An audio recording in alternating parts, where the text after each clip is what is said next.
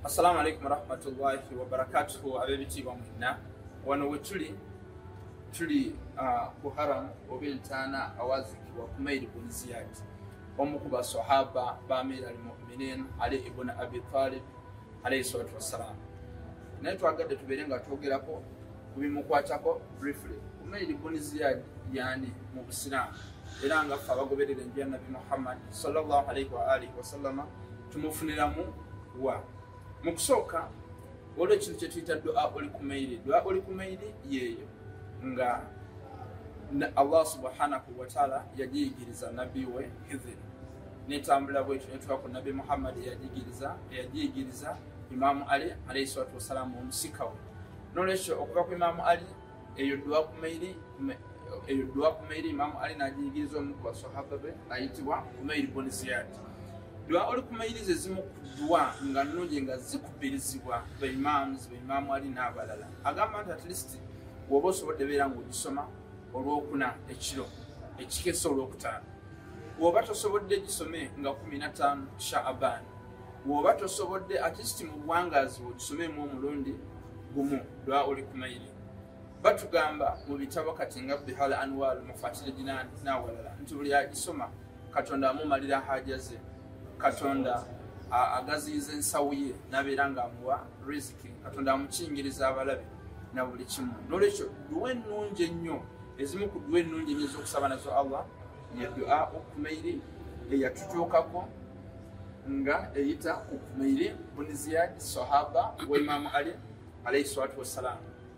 Nga tukyali wano omuntu obanga osaba Allah subhanahu wa ta'ala nga tusaba waliwo obulombolombo bwetuteekeddwa okubeera nga tukola kitutuukiriza Allah subhanahu wa ta'ala okubeera nga akola ki atuddiramu.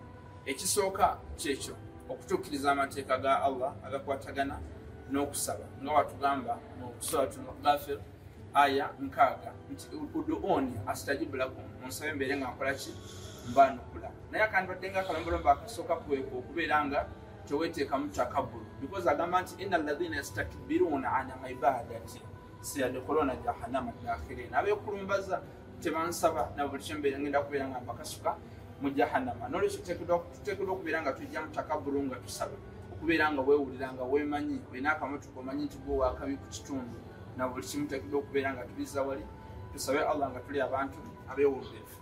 Ekyokubiri nga tusaba Allah subhanahu wa ta'ala tuteekeddwa okubeera nga tusoosa salawaati nti Allahumma salli ala Muhammad wa ali Muhammad. Lwaki nanti Imam Ali alayhi salatu wassalam atugamba nti buli dua Allah tagiikiriza okujjako ng'ogoberezaako salawaati, okusalira okusindika emirembe gya Allah okubeera ku nabbi n'abantu be. Twagamba nti okwagala okugoberera kyateeka Suratu Shura aya 27 nati be baali abasika ba Nabi Muhammad sallallahu alayhi wa alihi wasallam, ekiramu kya Nabi Muhammad mu Quran n'abantu be mu Sahih Muslim buli mutu.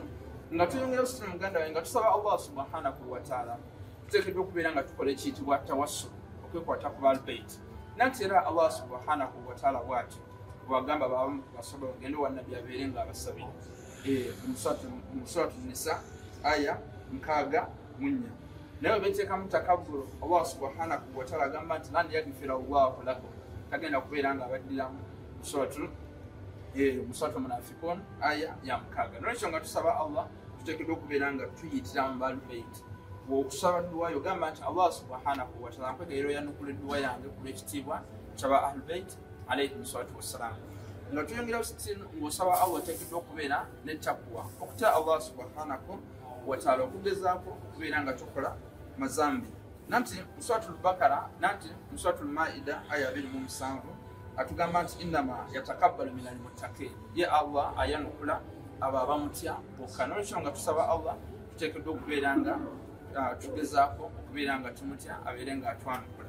Nga tugenda mu maaso still ng'osaba Allah subhanahu wa ta'ala oteekeddwa okubeera nekiyitibwa atazkiya.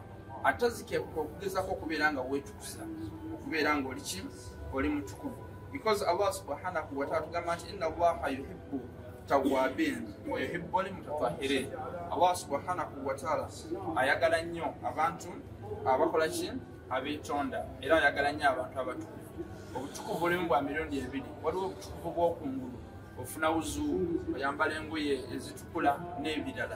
N'obeerawo n'obutukuvu bw'omutima atazkiya, tahazibu nafsi oteekeddwa okubeera nga weetukuza omutima sijjamu obukyafu obw'obwenzi obwa fitina na buli kimu Allah n'alyoka abeera nga akola ki n'abeera nga akola ki akwanukula aya nti Allah ayagala nnyo abeetonda era abatukuvu eri mu suratul Tawba eri mu suratul Bakara aya 2:22 ekirala nga tusaba Allah subhanahu wa ta'ala tuteekeddwa kubeera nga ogwamu ssuubi nti wena asaba Allah agenda kunnanukula oba nedda oteekeddwa okubeera nga omusaba ng'olina yakini nti Allah subhanahu wa ta'ala agenda kubeera nga akwanukula kati nga wetulaba mu suratul Yusuf aya 87 agamba nti la yayasu min rawhillah illa alqawmi alkafirin teri muntu agwamu ssuubi owa Allah subhanahu wa ta'ala okujjako oyo mujemu n'olwekyo ng'osaba Allah oteekeddwa okubeera ne yakini n'omalire nti agenda kubeera nga akola ki